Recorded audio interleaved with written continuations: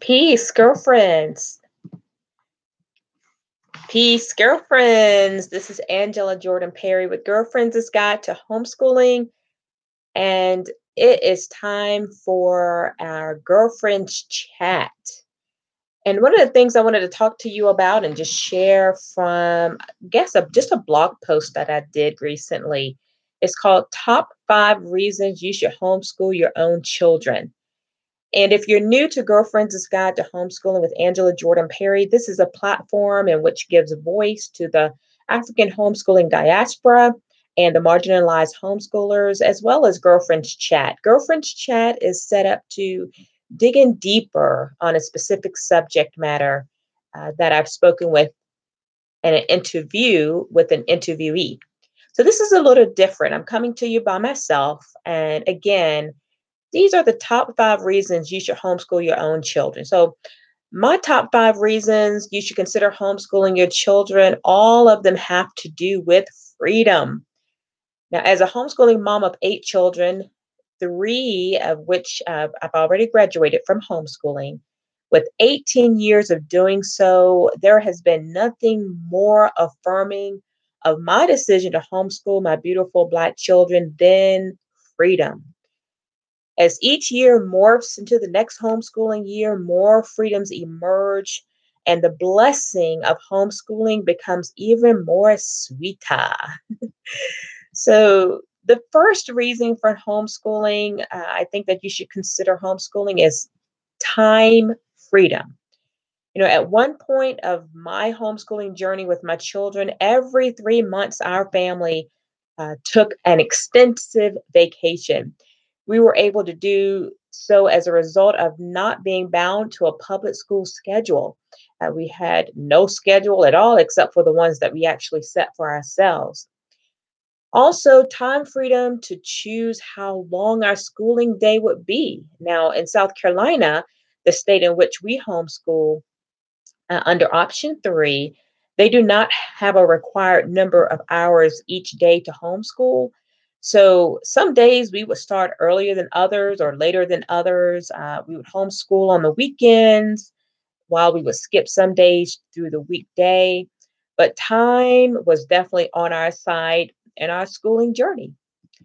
So, number 2, educational freedom. While there are required subjects that we must cover in our homeschooling in South Carolina per those regulations, I still have the freedom to choose which curriculum we will use, if we will use curriculum, or if I will actually create our studies, what historical truths I would choose to pull from, what pace of homeschooling I would do with my child. I mean, total educational freedom. Education freedom has afforded me and my children the opportunity to choose who will speak into my children's academic life, and what I'd like for them to learn from these people. This freedom has also allowed my children to choose and hone in what they actually would like to learn. So we have actually started an unschooling approach. So really, I'm learning to now follow their lead as far as it relates to academic studies. Number 3 reason why you should homeschool your children: no labels freedom. Labels like your hyper son has ADHD. Well, that son is now 19 and a half years old. He would have received this label as soon as he hit school at 5 years old. His butt was a live wire, let me tell you. He had to often take breaks just to go jump on our mini trampoline that we had in our house so that he can get all those wiggles out. Oh my goodness, he was a live wire. And by the way, we still have that same trampoline today at our house from all those years ago. So now this son of mine, he is calm, cool, and collected. And he doesn't even believe it when I tell him, how he drove me out of my mind during those homeschooling years with him.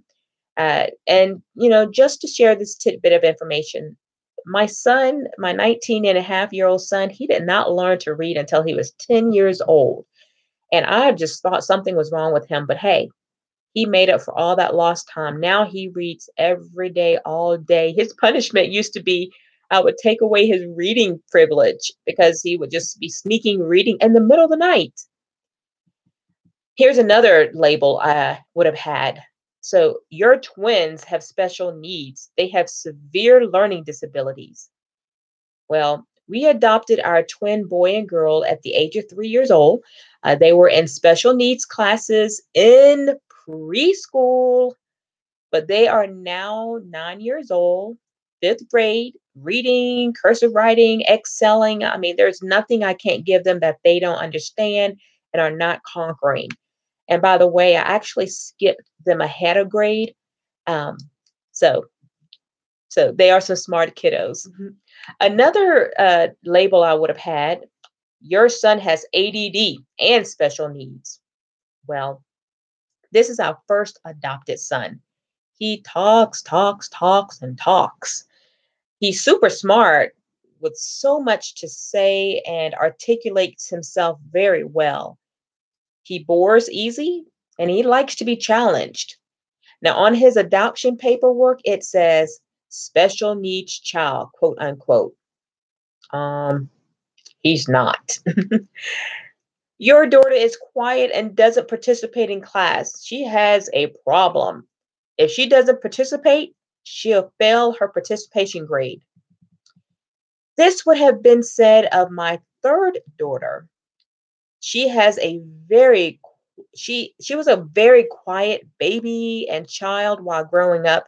She was just taking it all in, taking in everything, very observant.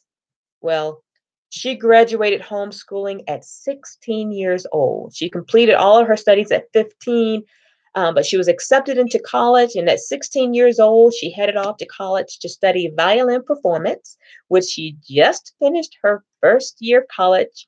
Her first semester, she got a 4.0 GPA and received a letter from the president of the college congratulating her. And her second semester, she got a 3.944 GPA. So, as you can see, no labels here. Number four, make memories freedom. Every day I get to spend, every day I get to spend with my child or my children is an opportunity to make memories, to have things to laugh and chat about later, remind me of my grouchy days, and just a lot more. Memories like being home when my 9-year old started her menstrual cycle. OMG. Yes, she was 9 years old. Memories like beating daddy at chess because every day they played with their siblings until they were able to master the game. Chess is a part of their schooling by their choosing. Memories like discussing my daughter's absolute abundance of love, studying the human body and bones and muscles, learning their medical names. She decided to do that on her own. That was her freedom. What a great memory. So, memories like, well, there are just too many to name. Number five, just be you, freedom. Honestly, I have not done the best at this over the 18 years of my homeschooling journey, but I'm now allowing and learning to give freedom to my children to just be themselves, to have autonomy over themselves, their minds, their bodies, their learning, their likes and dislikes. I contribute a lot of this new thought process to Akila Richards. Her interview with me on my show, Girlfriends' Guide to Homeschooling with Angela Jordan Perry, opened my eyes to raising free children. Akila is a host of an amazing podcast, if you're not familiar with her. She is doing the most for the unschooling community. Her tag for her podcast, Fair of the Free Child, FARE, Fair of the Free Child. Quote, you can't keep using tools of oppression and expect to raise free children, unquote. That tag speaks to me every time I hear it. I'm continually fine tuning what that freedom looks like for each of my remaining homeschooling children, five of them to be exact, while adjusting to where I need to butt out and allow them to be free to be themselves.